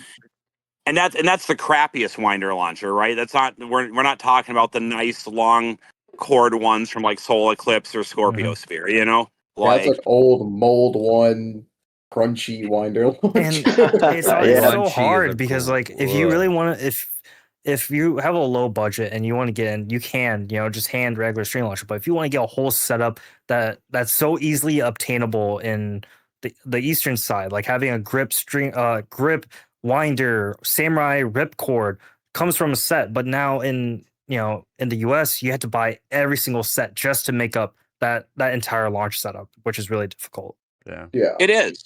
It is. And in stadiums, I mean, we talked about it earlier, but in Taiwan, maybe not right now because of all the scalping and stuff, but 3 months ago in Taiwan, Japan, the Philippines, Bangkok, wherever, I could walk into any retail store that sold Beyblade and buy a BX10 standalone stadium for like 18 USD and a whole stadium set with 2 bays in it for maybe 30, 32 USD.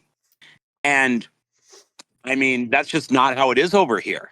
No. Right now, to put a stadium in your house, the stadium you need to practice on if you want to be competitive in tournaments, $100 minimum. $100 minimum all day long. It's nuts. And it does make it hard, like you said, for players who maybe aren't, the biggest ballers on the planet. It makes it hard for them to keep up. Yeah.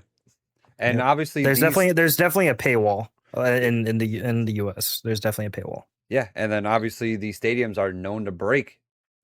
Not hard at all. Stadiums, bays, winder, string, all it is prone to breakage. Yeah, Wacko knows all about breaking winders and everything else like that. Oh, God. I am well aware too. It's a crazy time to be in the Beyblade market right now. So let me ask you guys something, because we had a question earlier on that I don't think we ever talked about, and it's a little off topic. It's not really about the MBL or the current state of Beyblade, but it's an interesting question. I'm curious to get your guys' takes. What are y'all's thoughts on kind of the early data from Japan on Glory Valkyrie? How are y'all feeling about that right now? Do you guys have that pre-ordered? Are you excited? Do you not care? I missed the pre-order because it got taken away within 5 minutes or so when it got posted. Yeah, Mall of Toys, the first wave was gone in like 5, maybe less, and then like the second Mall of Toys drop held up Thursday? for like 30 minutes, then it was gone. I just hope Glory Valkyrie isn't a flop. There's been plenty of flops in the past, but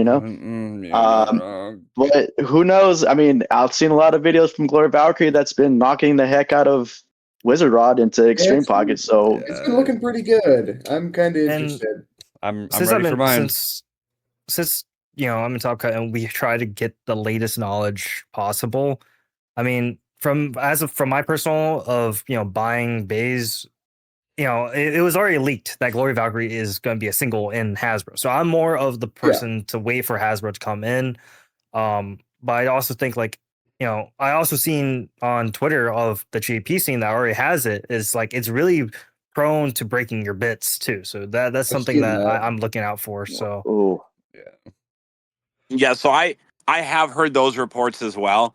And what I'm curious about is whenever a new release happens, there seems to be like this outpouring of like, oh my God, my hover wyvern cracked. I remember that when it first came out in Asia. Oh yeah. And then it Oh was, yeah.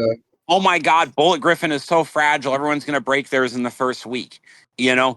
And I do wonder how much of this is like, this is actually a long-term problem and how much of it is sensationalism because somebody's already ripped their Glory Valkyrie 1,000 times on bits that were possibly already compromised. You know what I'm saying? The Bullet Griffin one is true, but apart from that, I agree with everything else. But Wacko, you say that, and I understand you are the one Minnesota player that so far has had a Bullet Griffin casualty, and you did have it pretty early on.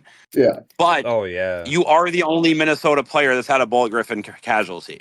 that's fair. But how Um, many people play Bullet Griffin here anymore? I don't My, think anyone Well, I plays think that. I think it's more about how much do you play in comparison to the average person. I think the answer is a lot more. I guess. Mhm. I've been looking at this one YouTube channel where he talks a lot about like the drama, not the drama, but some of the problems of just Beyblade as a whole. I noticed I wasn't really big into Burst, but I'm more into Metal Fight. But then one of the things that he went off on is like the amount of gimmicks that happened to Burst from being a three layer system to now having like drivers or a bunch or lock chips and all that. I like how X has the three different lines, and but then now going into the next generation of X products, how many more gimmicks? How many gimmicks are prone to breaking? He was talking about the title of the video was going over that casual Beyblading is dead, and which it kind of is, kind of isn't, but because we're heading into more of this very gimmicky era. So then, like, what's your guys' take on like in the future we have assist blades that that have a bow mechanism? What do you guys think about that? That's an interesting question. I think there's kind of two sides to it. Because on one hand, if we've got a hyper competitive gimmick that takes a little bit to understand and learn how to play with, that's obviously gonna change how the meta play is, and only like the better players are going to be able to understand that. But at the same time, gimmicks are a really good marketing strategy. Like you see this Bullet Griffin, Mhm. it's splitting into two bays. It's like, whoa, Mm. that's crazy. I want to get one of those. And I Yeah. think that's a good way to get new people into the scene. I don't know. That's an interesting question. It is. It is interesting because I think you have to balance like you want the game to remain competitively balanced and you don't want to have like you said excessive part breakage and things that are like overly gimmicky to the point that they're detrimental to gameplay. But at the same time, they have to sell volume of this product to stay in business, right? And tournament players are not going to buy every single release if it doesn't have stuff that they wanted. They're going to buy the stuff, at least some of them. Now, Wacko's got to have everything. Okay, Yeah. Wacko Heaven's gets ring, everything, Heaven's and ring. most of the time, yeah, most May of the time, have two a or three. couple random boosters of Evan's Ring coming in. May have a couple of those. Um, but Wacko definitely like he does skip some things that are like really extraneous, like the collab bays and stuff like that. Yeah, I'm getting And those. if there's a gimmick bay that came out that was just like utterly trash, like Wacko may not buy it. Maybe he does because he just wants one for fun. But Yeah. a lot of tournament players aren't going to buy it at all. But the gimmicky stuff, like people have mentioned, it does bring new players in, and it is good for sales, I think. And as long as it's not too detrimental to tournament play, I think there's a healthy balance between like this is competitive stuff and this is stuff for people who want to have fun and play casually, and that's okay too. And the three, I feel like this generation with the three main lines, the UX, BX, CX, has definitely helped TT in terms of balancing the entire game because of all the different versions, the different products of each line, 5 pieces, 3 pieces, 2 pieces. It helps them out a lot, which I think they've learned a lot from Burst, hopefully. Yeah. I agree. And you can Well, kind of Burst, see them like live correcting the mistakes they made. Like base CX, we've got Blast, but apart from that, it was all pretty mediocre. And then they revamped the system. We got CX Infinite, and now we've got a bunch of releases for that coming out that are pretty playable. Oh yeah. And like as we go on, BX Infinite, we're pulling that system that kind of got left in the dust. We've got Drawn Strike, that's coming out. That's really good. Yeah, We can Drawn see Strike's that pretty they're solid. like working Drawn on Strike. their That's my ace. systems. Drawn Strike's It's heavy. awesome.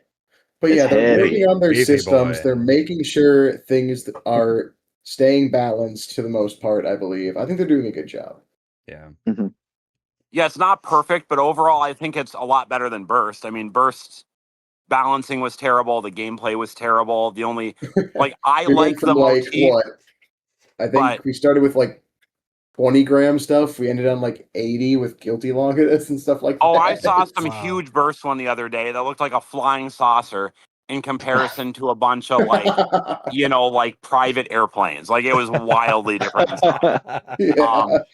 So it's been a journey. Overall, I think they're doing a pretty good job. And as it relates specifically to Glory Valkyrie, um, I have heard the concerns about the bits, and I am going to keep that in mind. I'm maybe going to try it out with, my less important. It's just I want to run Hexa on it. Probably not going to put my red Hexa right in there off the get. It might be an old No. orange one, Mhm. but I've heard really positive things about the power level of the Bay. Some players are even claiming it's on par with Arrow and Shark Scale. Now, whether Ooh. I'm gonna feel that way Uh-huh. when I get it in my hands, I don't know. But that's what I've been hearing from some players in Asia up to this point. Yeah. Awesome. Yeah. So I saw another fun question in chat. I think it's from somebody from the NBL, Blader Union Kel. They asked, Hey. Yeah, they mentioned That's Blader Union Blader- earlier. yeah, Yeah. how do y'all think the skill of the NBL Bladers has grown since its inception? And if you had to give a top 5 list of players, who would they Oh be? no. Yep. Put the fur. Put her Hey, purple in the fur. Trying to Union put just you wants on the us. spot. Union just wants us to say he's the top dog, and Man, he's trying to no, aura. Union's phenomenal. He's been a great competitive blader. He What was that? when he You're hosts breaking up. tournaments. What? Oh, can you hear me? No, you're good. Yeah, Oh yeah, but Union's a great organizer as well. He definitely pushes to that full point own finishes for his tournaments, and He's that very that passionate about alone, Beyblade he- as a whole. oh yeah, he's one of the, like I said, the best commentator in the game right now in the scene from what I've seen. But the scene overall has grown phenomenally in Houston. It started, we had one tournament per month or so, and now it's at the point where there's 4 tournaments per week or so. It's gotten pretty big, Nice. and So it's only getting bigger. I want to add to especially to the question of like players. There is, as we talked about earlier, of like, people showing up once or twice and then, not showing up ever again.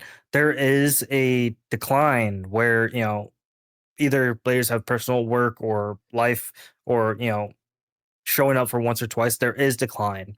That's to admit. But then there's also, a bunch of new bladers that are also experimenting. So it's not, there's no down or up trend. It's very steady in terms yeah. of our community here. I think I that's think kind we've of experienced the same thing. We've kind of Yeah. had players filter in, filter out, kind of at a steady level. I say so.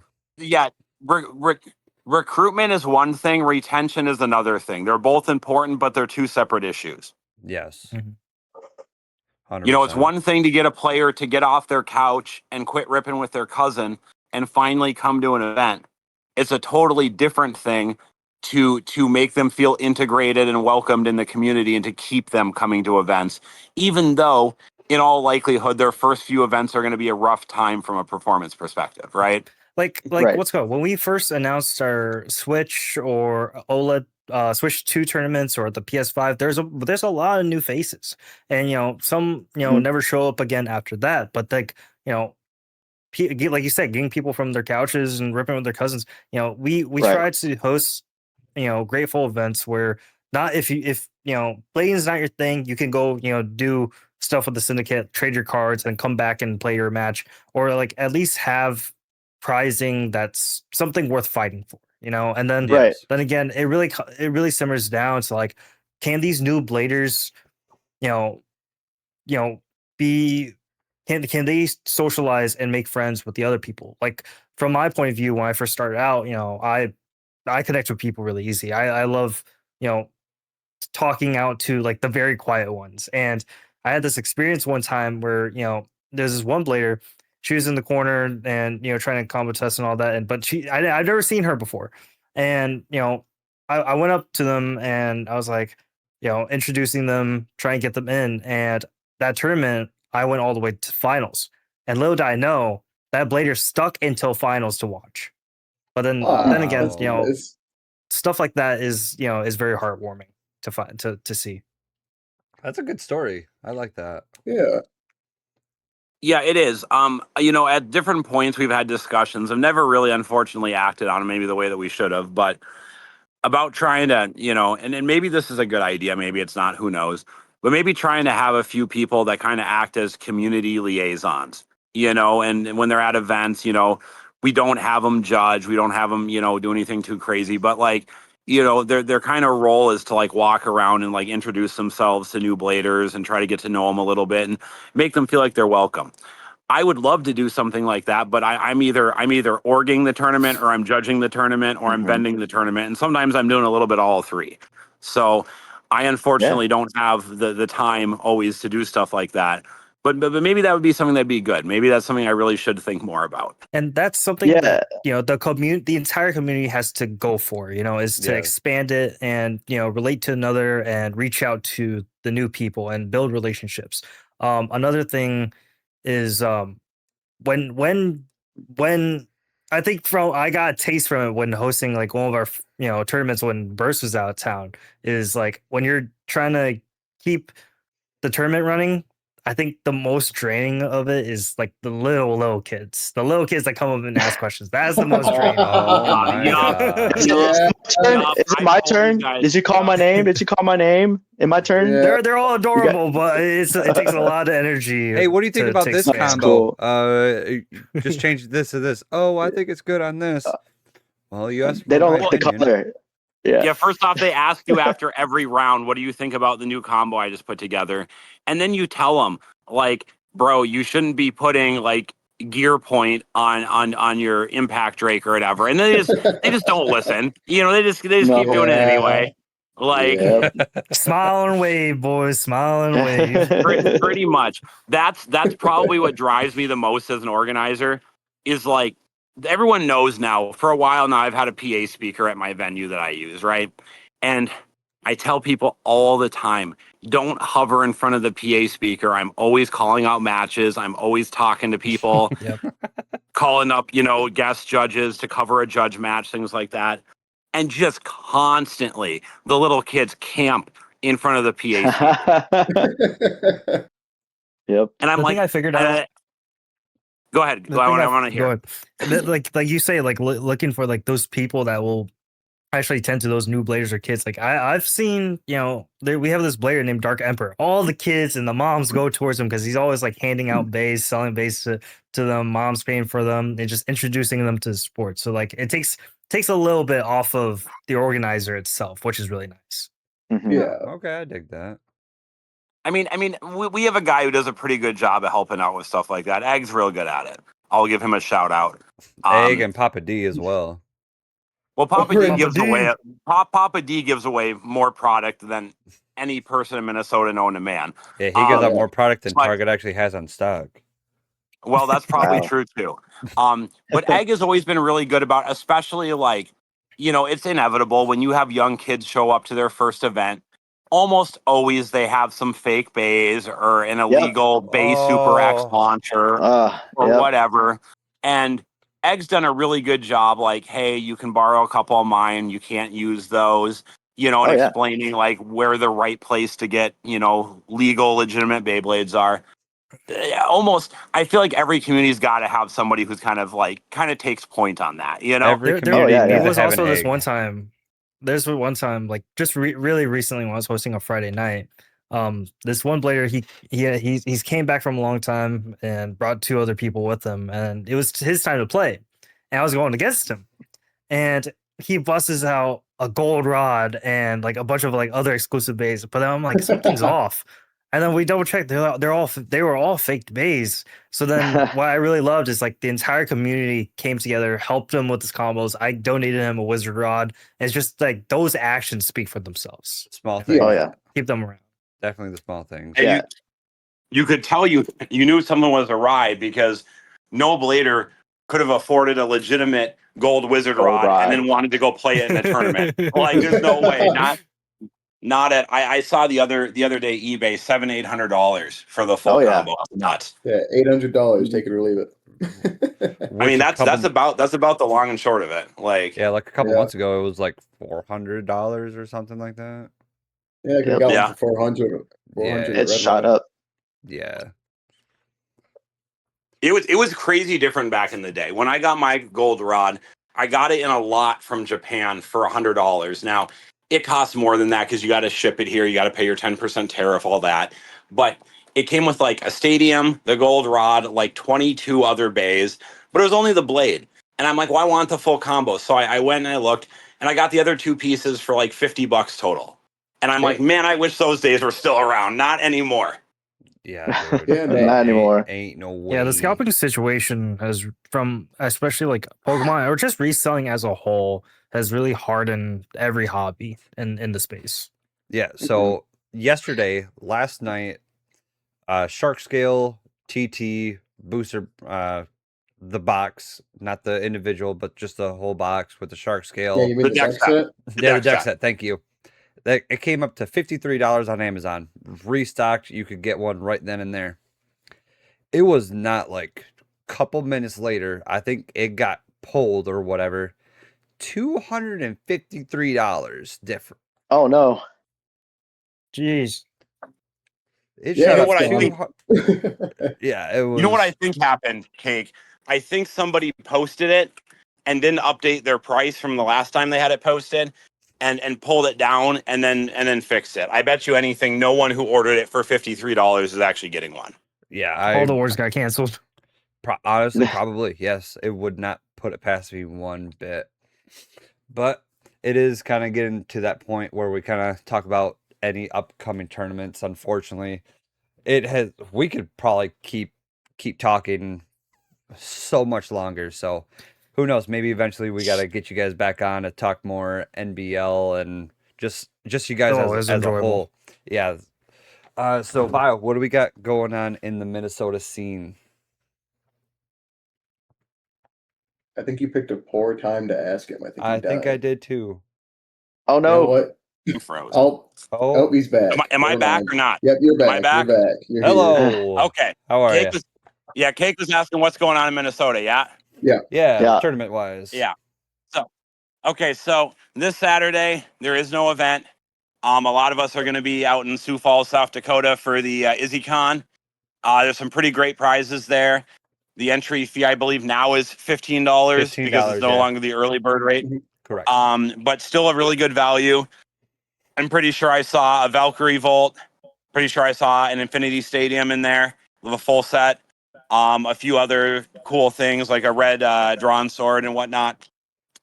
Going to be a great time. And, I think it's going to be a lot of fun. So Yep. if you can make it out to Sioux Falls this weekend, you should check it out. It's going to be great. And I'm going to announce something here, and it's going to be on the Discord later. I'm going to announce it here first. Ooh. On Sunday from 2 to 6, and the location is to be determined at this point. There's a couple options. We should have something locked in tomorrow. We're going to be doing a Grand Prix training event.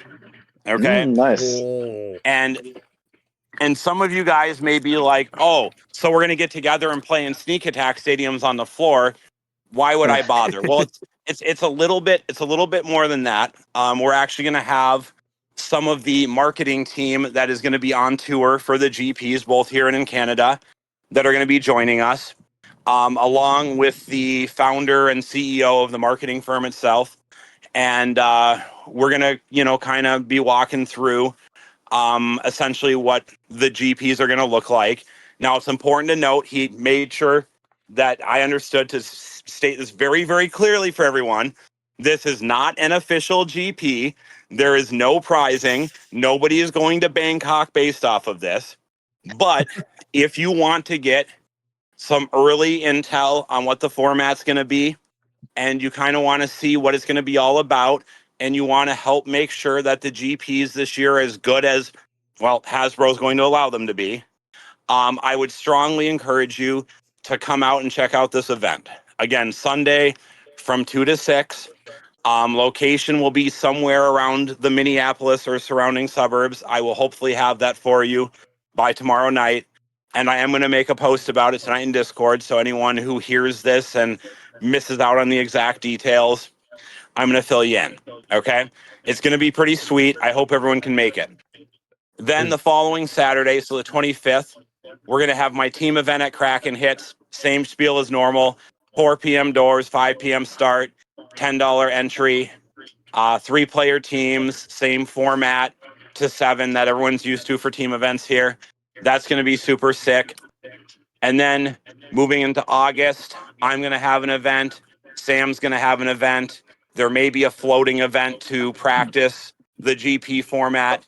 And then obviously we have Broken Clock, the first ever Minnesota double elimination tournament, the first ever Minnesota tournament at a brewery on August 15th. That's going to be from 5 to 9. 80-player cap on that one. It's going to be super sick. You can get some beers there while you're there. You can go hang out on the patio. You're going to be able to get food from their food truck on site. They have some of the best burgers. I love their burgers. You guys are going to love them too if you haven't had one yet. And they have a great selection of beers. They even have a little wine bar. So if you want to bring your spouse or you want to bring your mom and they want to get a little tipsy, they can do that too. It's going to be a Bryce, hell I of a think we're going to time. Minnesota, bro. Right? Let's It's going to be a hell of a go. time. And I strongly encourage everyone to come out and support Psychopomp in his first ever event. I am co-orging it so we can kind of surpass the WBO player cap for a first time org and just, to make sure everything goes, right. Have his back type of thing. But it is his event. He's got some great prizes lined up. There's going to be a red Aero Pegasus. There's going to be the Glory Valkyrie TT edition. And then there's going to be, I believe is it the Pink Scorpion? That sounds right. I think it's the Pink Scorpion. Yeah, that was So, involved. so some cool stuff, maybe a couple small things if player numbers allow for it from a budget perspective. But it's going to be a ton of fun. And if you get knocked out early, there's going to be plenty of space to free play with your friends. You can get a little tipsy, have a good time. I hope everyone makes it out. And then we have the big Minnesota event of kind of the end of summer. We have Contact, and that's going to be the 3-day event down in Plymouth at I can never remember the name of the hotel, but it's in Plymouth, Minnesota. The 3 Crown days of Plaza. Beyblade. The Crown Plaza, Plymouth. Real easy to get to location right by my old place. And Friday night's going to be next up, which is the juniors division. And then Saturday will be I forget what the exact name is, but the Swiss Showdown, kind of the standard big event that y'all are expecting. I heard a rumor that there's going to be a not insignificant cash prize for first, second, and third place. I allegedly, don't quote me on that, but that's word on the streets. I've also heard some other positive things about sponsorships recently. I won't say too much, but it's going to be really cool. And then on Sunday, we're going to have the team event. And that's going to, I assume, be kind of the team format we're used to. But if not, Wayward, I'm sure will correct me in the comment section. But guys, let's go ahead and get signed up. I know there's been some lagging in the sign up process. There always is for these big events, especially when prepay is required. But let's go ahead and support Wayward. He's done a lot for our community. Huge. He does a lot for the scene in general, to spin stands. He's been very supportive of this podcast. Amazing. And as far as I know, at this point, we are doing a live episode in person from the Contact convention on Friday night. So that's going to be super cool. You're going to tune in and see that. Overall, Contact's going to be a great event. And I would love to see everyone come out and support our community and support Wayward specifically. That would be great. And lastly, of course, guys, we have the GP September 5th at the Mall of America. We're going to have, I feel like, a lot of info coming out about that within the next week. just based on that event I talked about on Sunday, based on other rumblings I've heard. So, guys, stay tuned to hear more about that, as well as more about the GPs in other parts of the country, including in Dallas, Texas. They're going to have one. So I'm sure you two will be making your way out to that, won't you? I'm gonna Sure, try. I'm gonna try. let's go. Now, You guys, guys got any tournaments you want to did you shout have out? any? Wait, what up? Yeah, go ahead. What do you got? Yeah, I was going to ask them what they have going on in Texas. They have anything they want to hype up or any NBL stuff in general? Absolutely. Yeah, we got a plethora of big events coming up this weekend. We're going to be at Post Houston in downtown Houston. We are doing our first collaboration with the Clutch City Bladers on Saturday. The event is a free event. The tournament is $10 for Saturday or $15 for both days. For Saturday and Sunday, the doors open at 10. Free play is from 10 to noon. We're looking to start the tournament around noon, and it should end around 5 or 6. And then the following weekend, July 24th and the 25th, Anime Matsuri at George R. Brown Center in downtown Houston once again. It's going to be a huge event. Cosplayers, bring your costumes out. We might do a cosplay competition. We'll see what the best cosplayer can produce that day. The week after that, August 1st, we're going to be at another card convention. August 1st and the 2nd, Saturday, another free entry for the convention, $10 for the tournament. And then we do have in September a big event, Tokyo X. It's a big Japanese culture event. Bunch of food out, bunch of live music going on. We're going to be hosting the Beyblade section of that event. It's going to be a fun overall convention for all the events here. We look forward to everybody coming together for the community. We hope we can get some outside bladers from outside states as well. AC, would you like to add anything to that? I mean, so many good, cool events. I mean, I just I hope everything is going to go flow smoothly. I hope the community gets bigger. I hope there's more community involvement with everybody connecting with each other. Especially, hopefully, product will be better in the future to obtain. That's always big prayers. Yeah. Yeah, that is always the hope for this community, which we all can agree that it's getting really big pretty quickly. So all we can do is really just go up from here and hopefully just here to stay. But at the end of the day, who really knows what's going to be happening? But is there any other final words before we kind of sign out there, guys from Texas?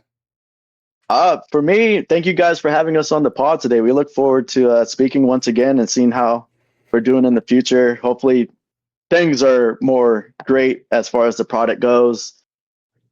Say no to scalpers, please. True. But yeah, but thank you for having us today. Vile, it was nice meeting you for the first time. Wacko, Cake Eater, you guys are awesome. You guys. It's been a pleasure too. I mean, I have so many more questions and so many more topics to talk about. So hopefully we'll see you guys again. Oh yeah, we will definitely. Absolutely, it was great having you guys on tonight. We really appreciate it. Yeah, really appreciate Burst and Ace for taking time out of their busy schedule for coming out today, talking to us all about the NBL and everything else like that, the Texas whole scene. But that's probably just a bare minimum of what is actually available over in Texas. From just the surface. Just a bare surface. Just a little bit.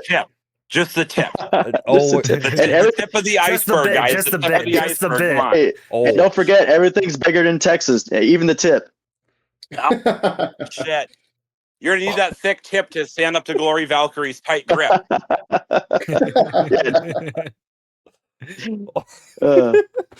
Anyway, make sure you listen to the previous episode because we are giving away a free Wayward spin stand. So listen to that. The ending for that giveaway will be July 31st. So 2 weeks from Friday. So 2 weeks. Get your just go ahead and listen to the episode. It's a good episode in general. Like, comment, subscribe, join all of our social medias. Watch this live. These are so much fun. Join the Discord, join all the conversations, and so much more. All right, guys, up until next time, so long. Stay safe out there. Have a great and awesome rest of your day. Take care. Much love, Thank you. guys. Bye. Bye, All right. guys.